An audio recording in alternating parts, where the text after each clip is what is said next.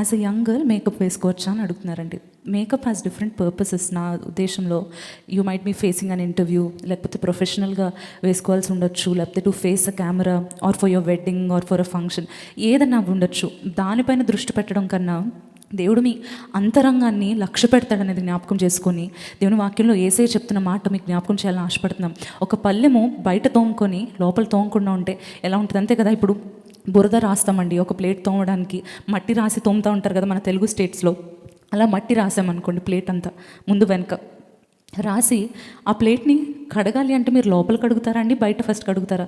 లోపల ముందు క్లీన్ అయ్యిందో లేదో చేసుకుంటాం, ఎందుకని మనం తినే ఆహారం అందులో పెట్టుకుంటాం. అలాగనే మన అంతరంగం శుభ్రంగా ఉందో లేదో అనేది ముఖ్యమైనది. బయటకు మేకప్ వేసుకుంటామా లేదా, హెయిర్ కట్ చేయించుకోవచ్చా లేదా, ఈ ప్రశ్నల మీద ఎక్కువ ఫోకస్ చేసేదానికన్నా, ఈ జవాబుల మీద ఎక్కువ ఫోకస్ చేసేదానికన్నా అంతరంగాన్ని లక్ష్య పెట్టే దేవుడు నా జీవితాన్ని, ఆయనకు నా అంతరంగము శుభ్రంగా కనిపిస్తుందో లేదో అని చూసుకోవాలి. తప్పకుండా ప్లేట్ వెనకాల కూడా కడుగుతాం, అంతే కదా. లోపల బాగానే ఉంది కదా అని బయటంతా ఎంగిలి ఉంచాం కదండి.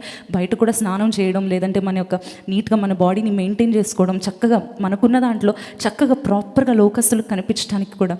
లోకస్తులు పై రూపాన్ని లక్ష్య పెడతారు. మీరు ఒక ఇంటర్వ్యూని ఫేస్ చేస్తున్నారనుకోండి, చక్కగా యూనిఫామ్ వేసుకొని, లేదంటే చక్కని అటైర్ ఫార్మల్ వేర్ ఎలా అయితే వేసుకొని వెళ్తారో అలాగా according to the occasion and in a modest way, అంటే చక్కగా సాంప్రదాయంగా, లేదంటే మీరు వేసుకునేది వెస్ట్రన్ క్లోత్స్ అయినా సరే అవి మోడెస్ట్గా ఉండేలా, ఎవరికి ఇబ్బందికరంగా లేకుండా ఉండేటట్టు వేసుకొని తప్పకుండా you can go forward. But importantly focus on what you are on the inside, how clean and beautiful you are on the inside. మీ హృదయంలో ఎంత పరిశుద్ధంగా, ఎంత శుభ్రంగా, ఎంత అందంగా మీ హృదయాన్ని, మీ యొక్క ఆత్మను ఉంచుకున్నారు, దేవుని దృష్టికి మీరు ఎలా కనపడుతున్నారు అనేది ఫస్ట్ థింగ్. ఆ తర్వాత మిగతావన్నీ.